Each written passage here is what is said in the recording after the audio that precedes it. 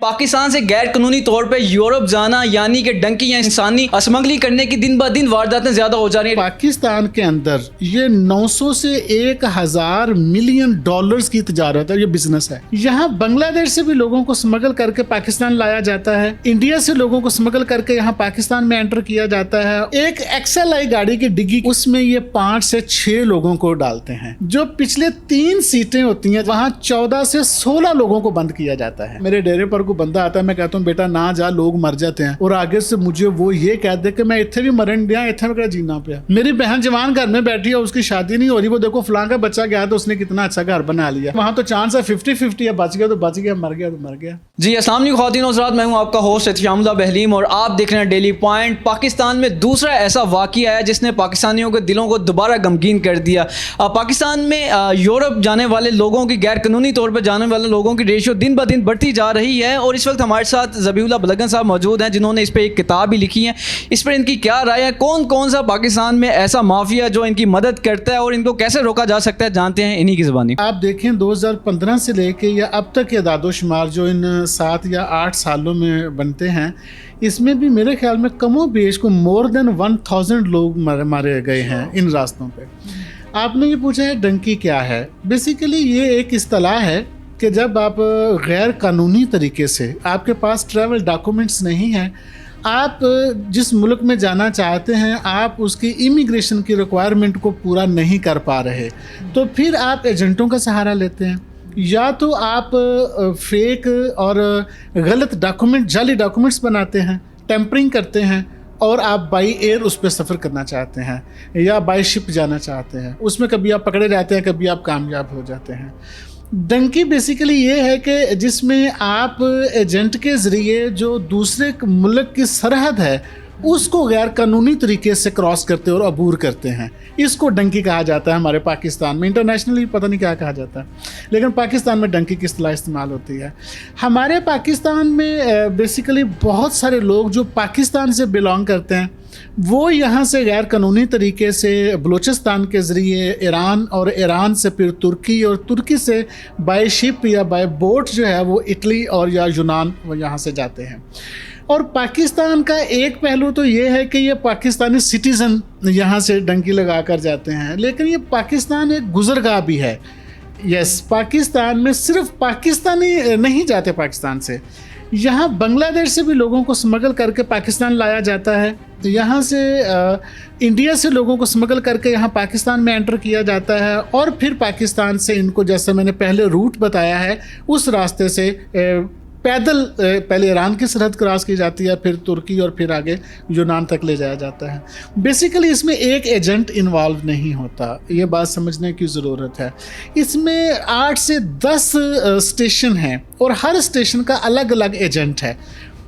पाकिस्तान में जो एजेंट है उसका काम है कि बंदे को ईरान तक पहुंचा देना। अब ईरान में एक और एजेंट है जिसके पास वो, जिसके सुपुर्द हो गया है वो नौजवान या वो ग्रोह या ग्रुप जो है। अब वो ईरान वाले का काम है उसको तुर्की तक पहुंचाना। अब उसने तुर्की तक पहुंचा दिया, वो फारग हो गया है। अब तुर्की में और लोग बैठे हो गए हैं, और मुमकिन है कि उनका हमारे साउथ एशिया से कोई ताल्लुक़ या वास्ता भी ना हो।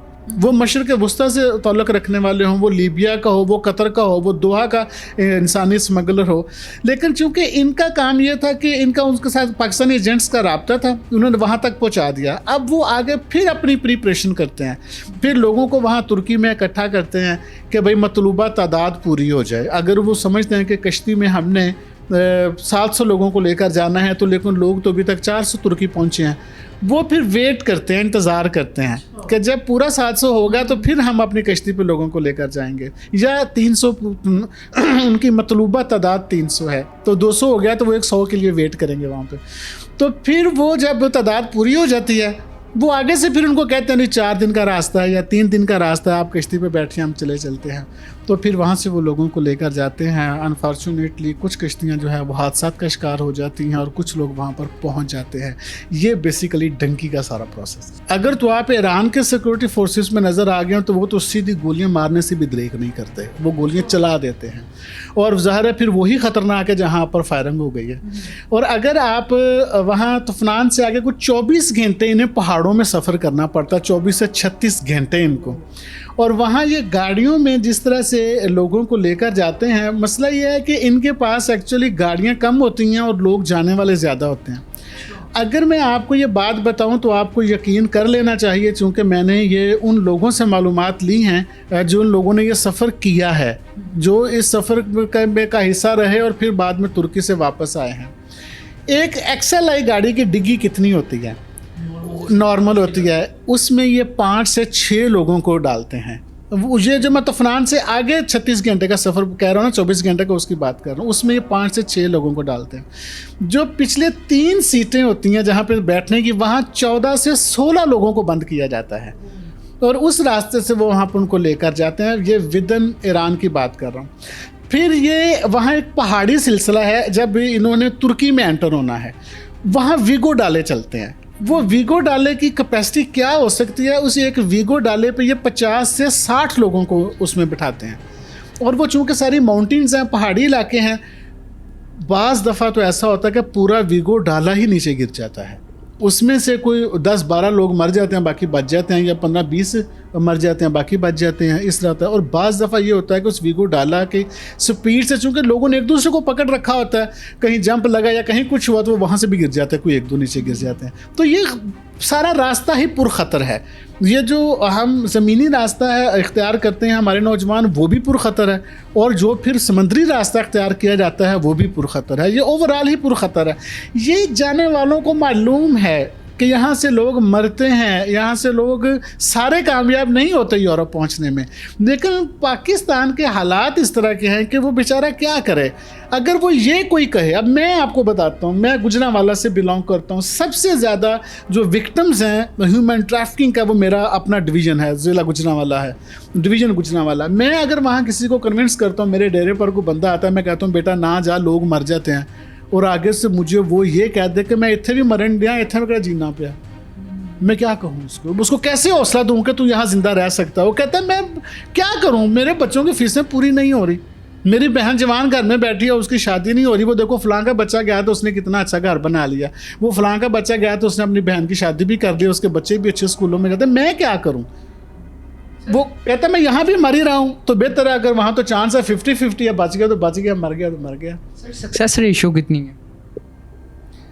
देखें मैं आपको बताऊं, एक साल में 20 से 22 हज़ार लोग जो है वो ईरान के रास्ते यूरोप का सफ़र करते हैं।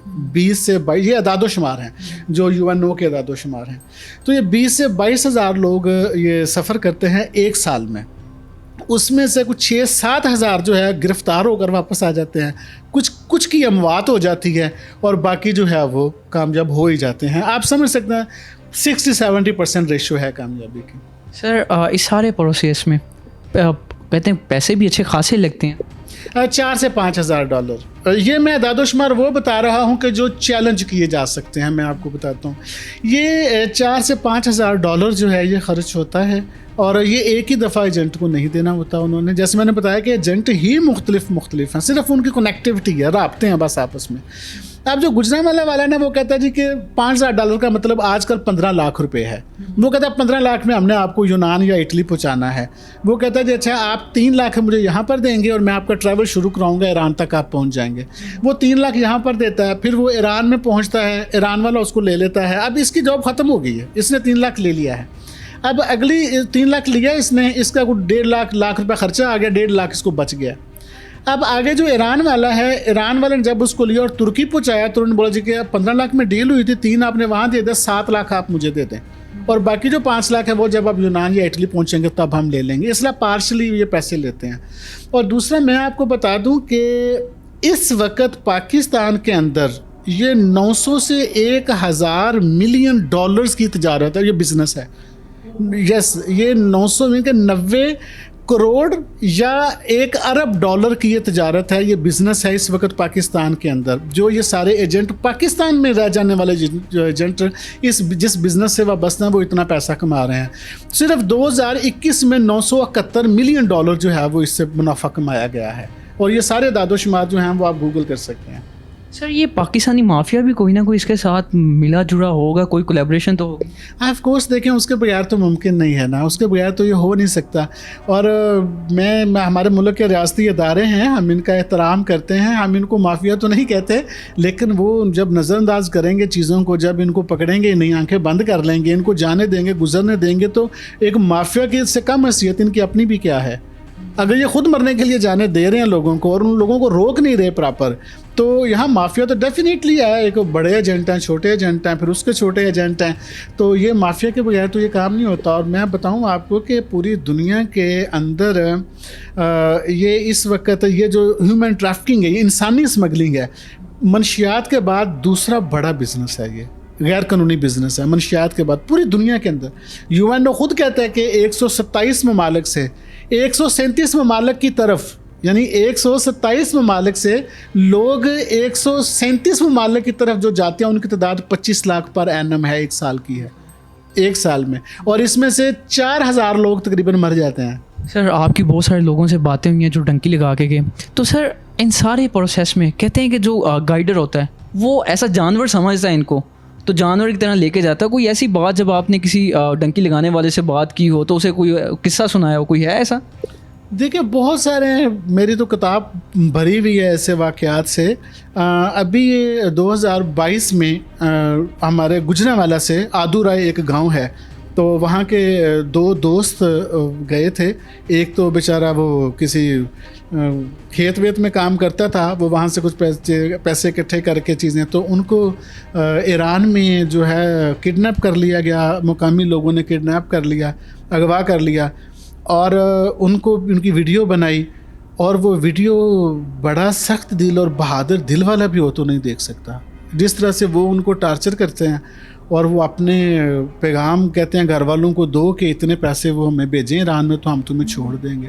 वो तो ऑलरेडी बेचारे अपने 5-5, 10-10 मरले के प्लाट बेच के तो एजेंटों को पैसे देकर गए हुए थे।